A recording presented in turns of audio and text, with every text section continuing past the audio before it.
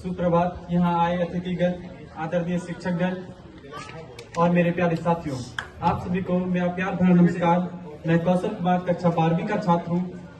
आज हम सभी यहाँ 15 अगस्त यानी स्वतंत्रता दिवस के लिए एकत्रित हुए हैं। मैं अपने विचारों को आप सभी के साथ साझा करना चाहता हूँ।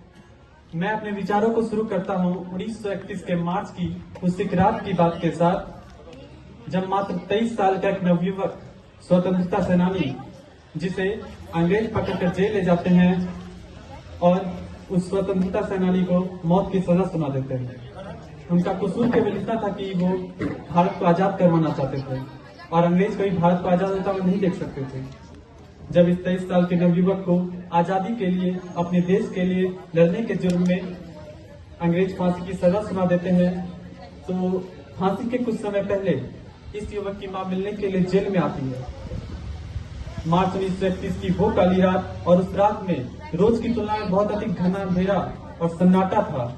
लेकिन इस सन्नाटे के बीच जेल के भीतर एक कोने में एक माँ और उसके जवान बेटे के बीच वो आखिरी बातचीत हो रही थी, वो मुलाकात हो रही थी जो हिंदुस्तान के आने वाले दिनों में एक तूफान लाने वाली थी। ये बातचीत केवल शब्दों का आदान प्रदान नहीं था, बल्कि एक माँ की ममता और एक जवान बेटे के संकल्प की कहानी थी। माँ की आंखों में आंसू थे, पर उनका हृदय अपने बेटे के साहस पर गर्व कर रहा था। जब जवान बेटे ने अपनी माता जी को देखा तो उस क्रांतिकारी बेटे के चेहरे पर एक हल्की सी मुस्कान आती है। माँ को पता है कि बेटे को फांसी होना निश्चित है, और बेटे को भी पता है कि माँ को पता है मुझे फांसी होना निश्चित है। वो युवक मुस्कुराते हुए बोलता है, माँ आप आई, मुझे पता था आप जरूर आएंगी।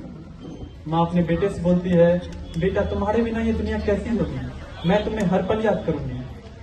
वो नवयुवक स्वतंत्रता सेनानी अपनी माँ से कहते हैं, माँ मैं जानता हूँ मेरा ये निर्णय आपके लिए बहुत कठिन है, लेकिन मैंने हमेशा इस देश के लिए जीने और मरने की कसम खाई है, और आज वही दिन है।